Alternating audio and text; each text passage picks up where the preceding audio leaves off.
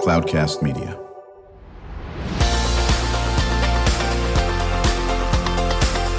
Drew Schlosberg Spotlight on the Community Show, amplifying the voices of social impact organizations, entrepreneurs, local nonprofits, and other community champions who shape the culture, creativity, and connectivity of San Diego.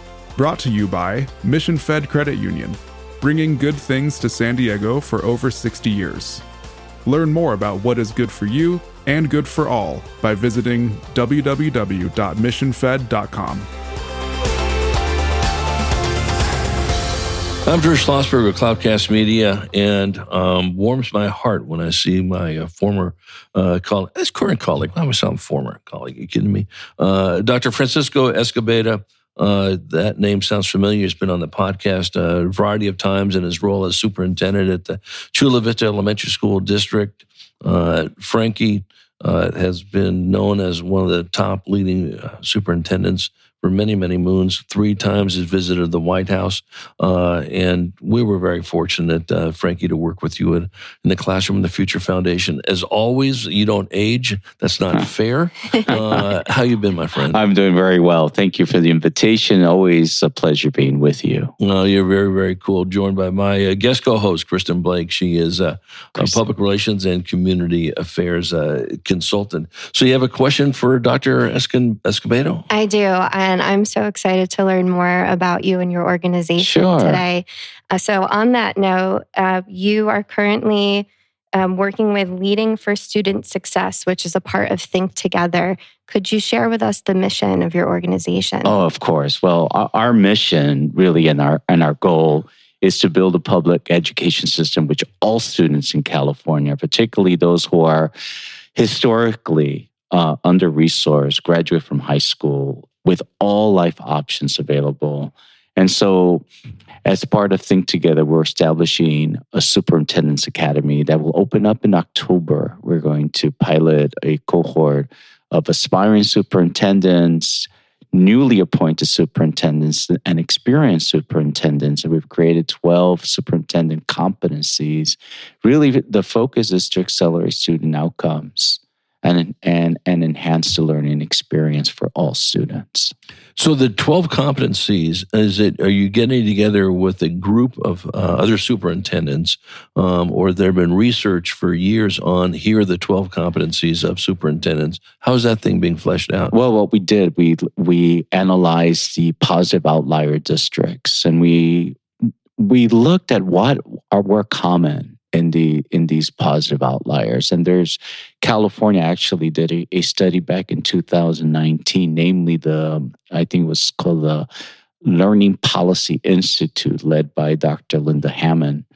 And they did an extensive research throughout California on positive outlier districts. One, which of course was Chula Vista. Exactly. Was named. And then there are other research. I used to be the executive director of the National Center of Urban School Transformation. And we actually did our own national study on these positive outlier schools. Very, very few districts that were positive outliers, but we were able to identify close to 200 schools that students showed dramatic student achievement, even though they come from very challenging zip codes. And I think, Frankie, and I'm a little prejudiced because I love working with you when you were superintendent at Chula Vista Elementary School District, and of course in your role at San Diego State, and now working with our good friend Dr. Paul Gothold. Paul, for many of our listeners know, has been on the show before, was the county superintendent in San Diego for 7 years. But it all starts at the top. And it's easy to say and it sounds trite, but leadership is at the top. I don't care if you're working with a school district.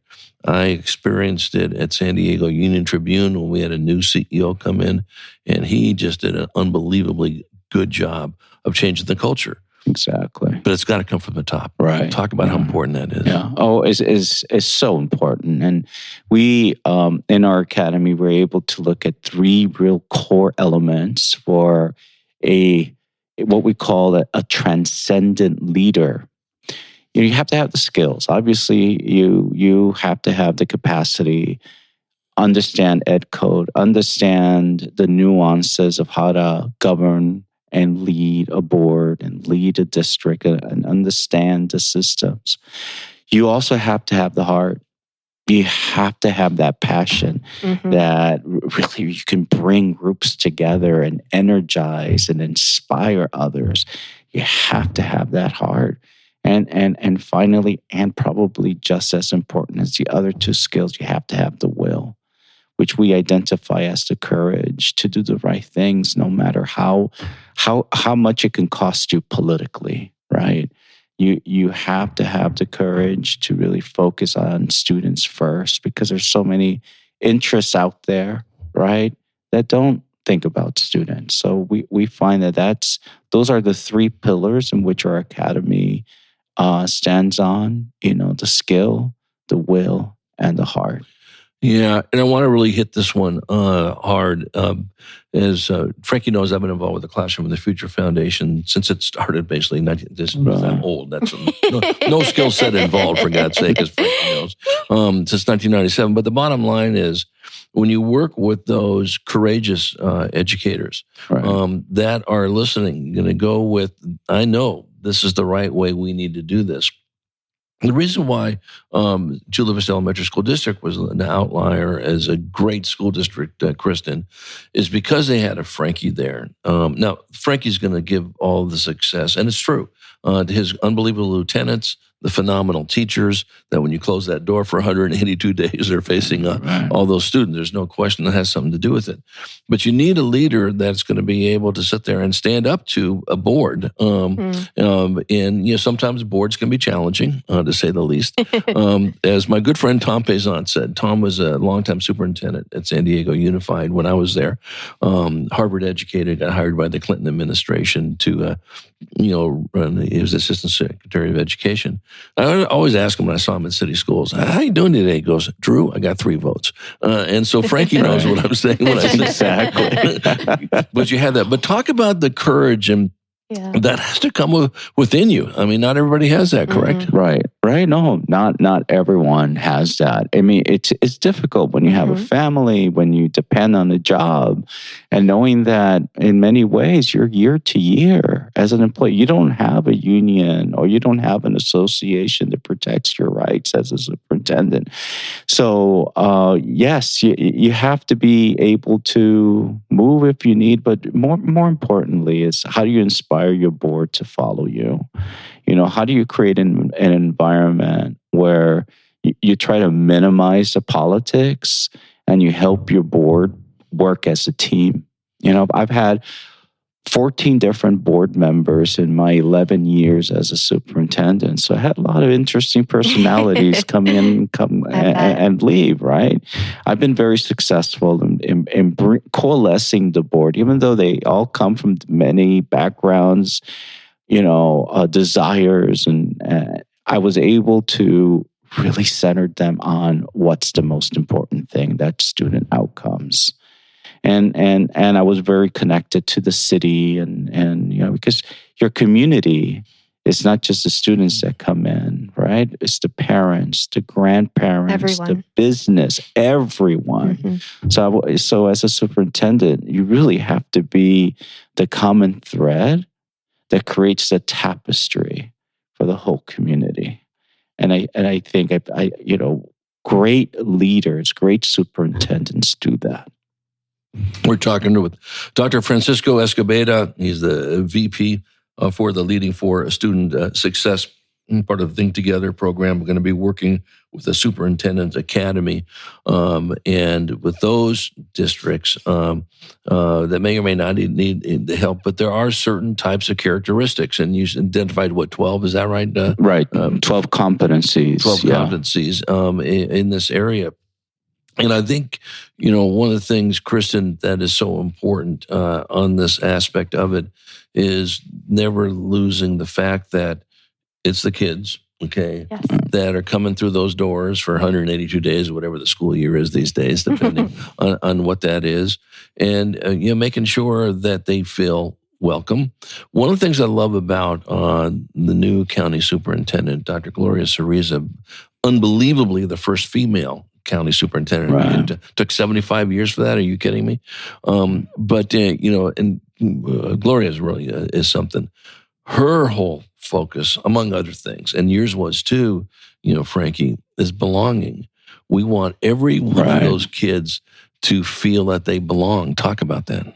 Of course. Well, I don't know if you remember, but Gloria Teresa was my assistant superintendent when I was superintendent. I do. So she comes from that mold. Yeah. That every student counts, and that as a leader, the expectation is every student by name, right? Not just by name, but the family. Their strengths, what they bring to the table, and we get rid of the deficit model, right? Everyone comes with greatness. And our job is to ensure that we maximize, the values, the assets that they bring. And so we were able to realize we created a whole data system where no child fell through the cracks.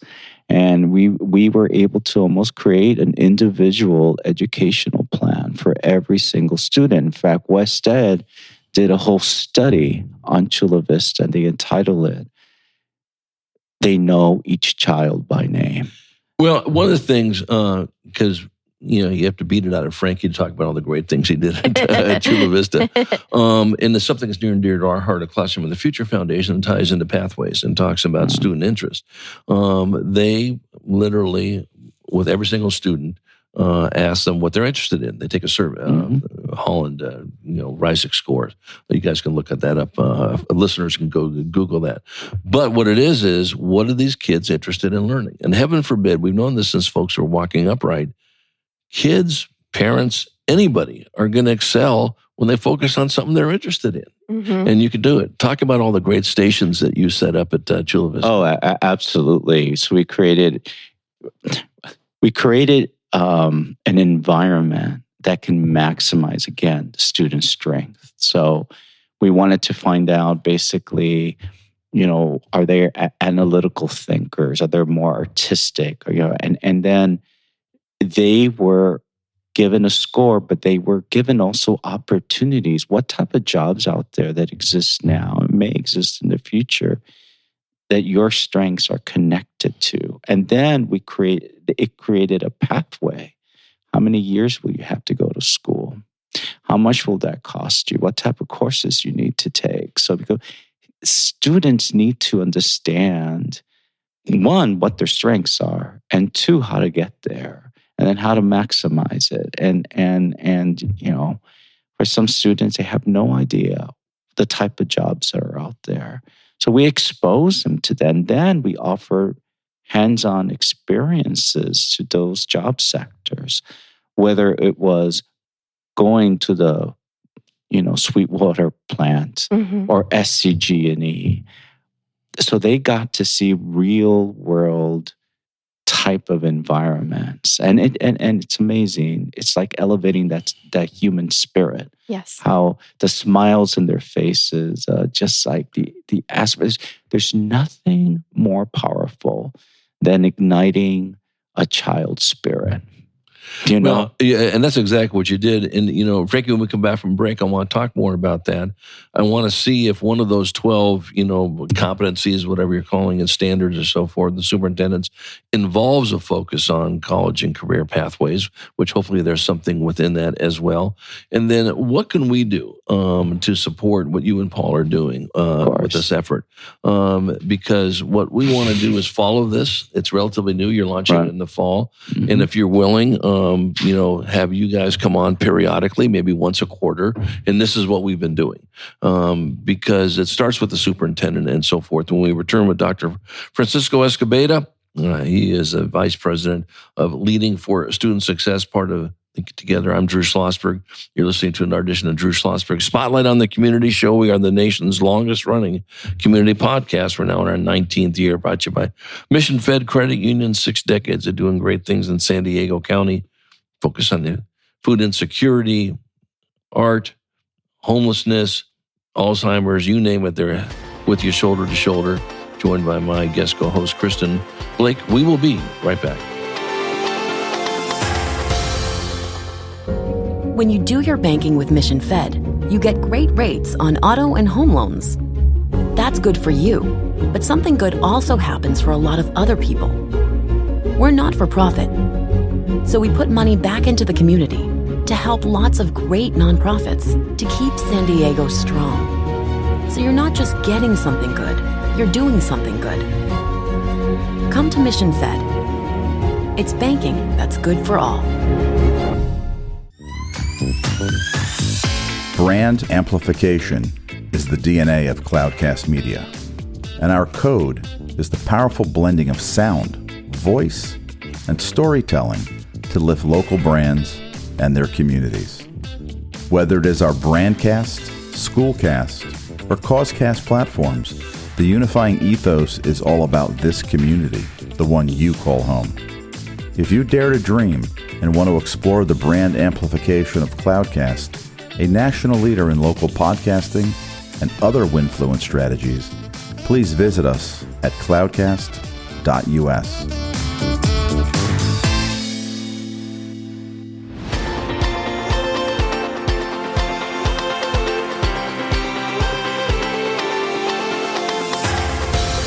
I'm Drew Schlosberg of Cloudcast Media, listening to another edition of Drew Schlosberg Spotlight on the Community Show, brought to you by Mission Fed Credit Union. We have in the studio longtime colleague and friend, Dr. Francisco Escobedo. He's a vice president of Leading for Student Success Think Together, storied career as a superintendent at the Chula Vista Elementary School District and everything in between, and now going to be working with the Superintendent Leadership Academy. Is there anybody else doing something similar to this? I don't think so. Not to the level that we're doing. However, we're creating critical partnerships like AXA, which is the administrator, the California Administrator Organization Association. Right. So we're definitely making partnerships so that we can maximize our efforts throughout California. How about with school boards? Is there a school boards association, so to speak? Yes, there's CSBA. Absolutely. Do you work with them at all? Are you going to work with them? We will be. We will be working with major associations, CTA, CSBA. We want to make sure that we're able to disrupt the system and work with the system at the same time. Right, exactly. And listen, there's no question about it that the system needs to be, disrupted. Okay. Right. And that's not to take shots at people that are doing great things. It is a complicated process of, educating kids, correct? That is correct. And the superintendents are out there, doing this.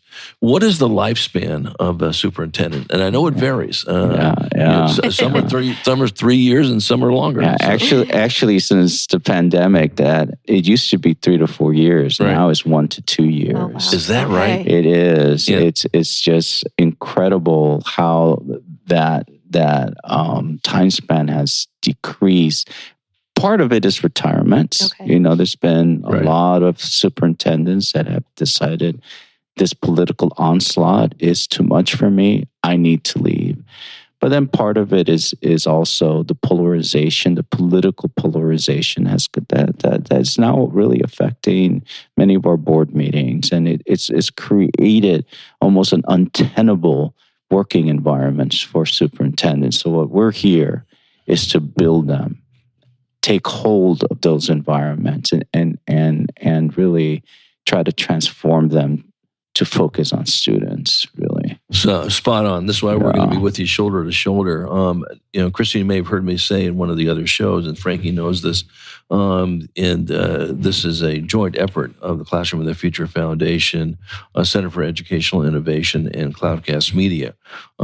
We've just finished our 3rd year of Future Pathway Superintendents Unplugged. We interview all the superintendents, as Frankie knows.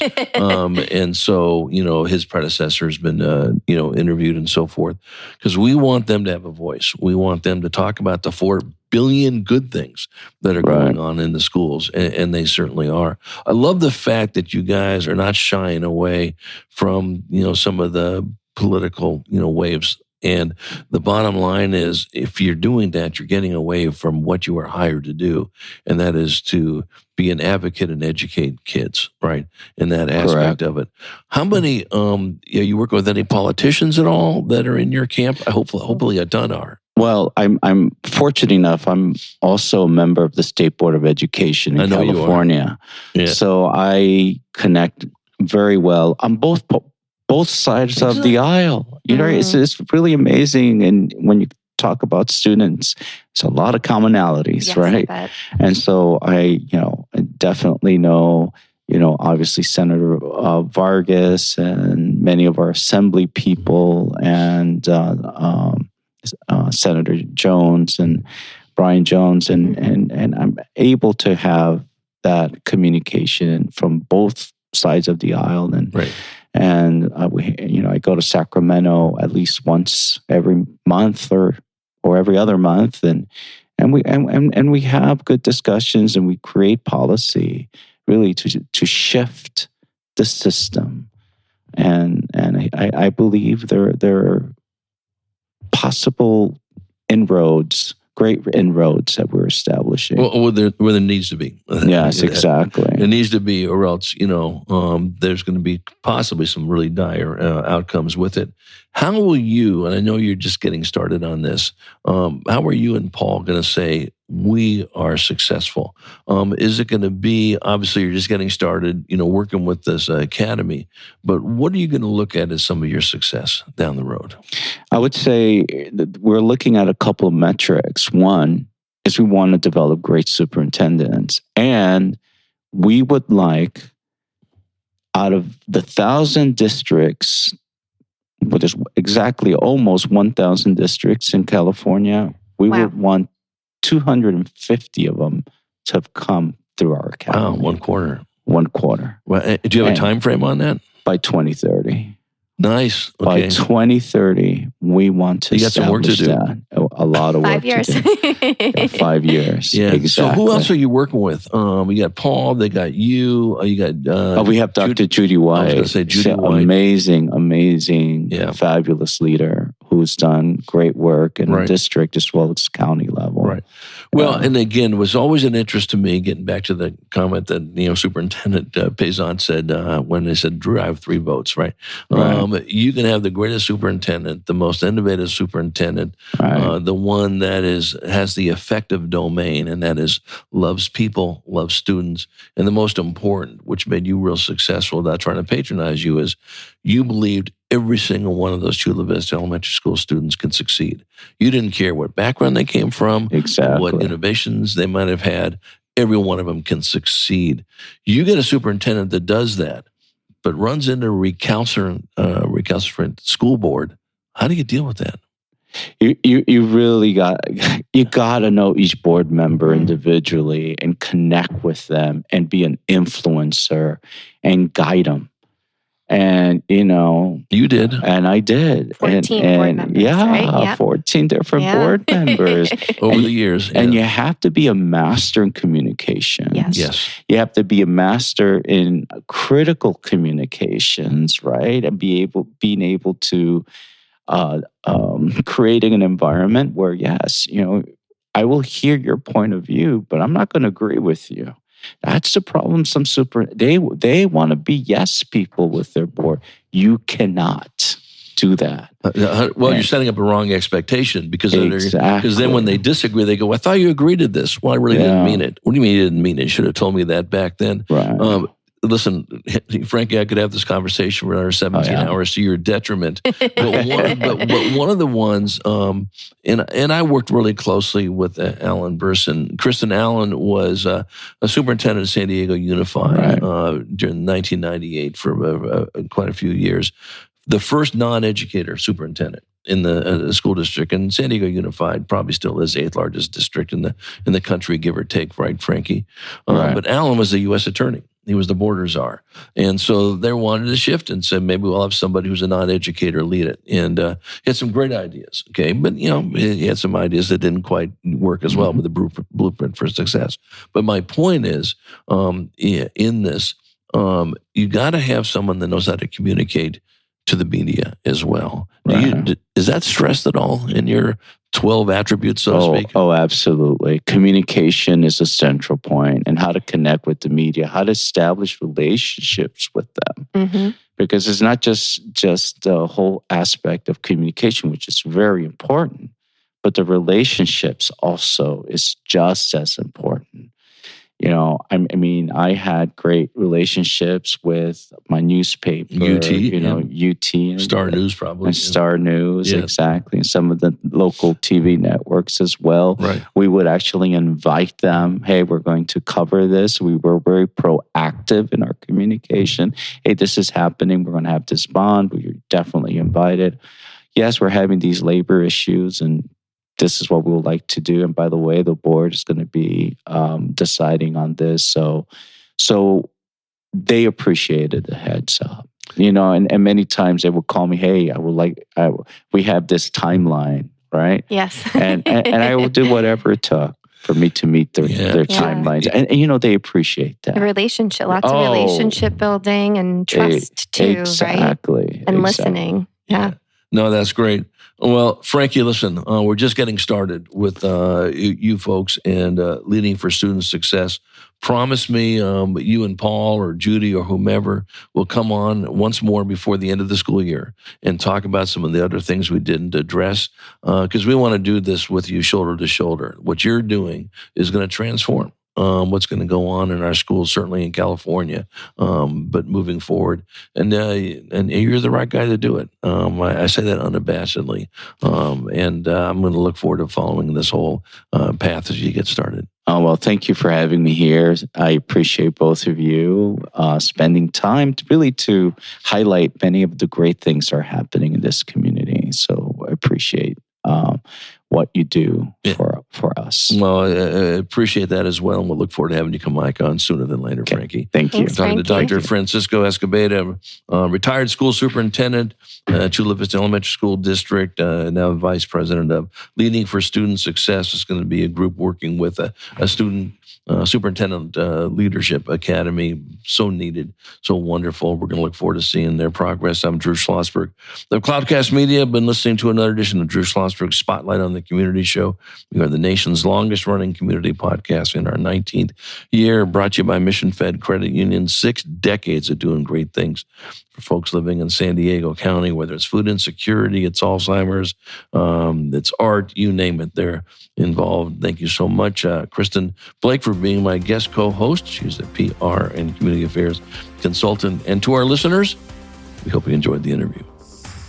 You've been listening to an episode of Drew Schlosberg's Spotlight on the Community Show, amplifying the voices of social impact organizations, entrepreneurs, local nonprofits, and other community champions who shape the culture, creativity, and connectivity of San Diego community. Brought to you by Mission Fed Credit Union, bringing good things to San Diego for over 60 years. Learn more about what is good for you and good for all by visiting www.missionfed.com.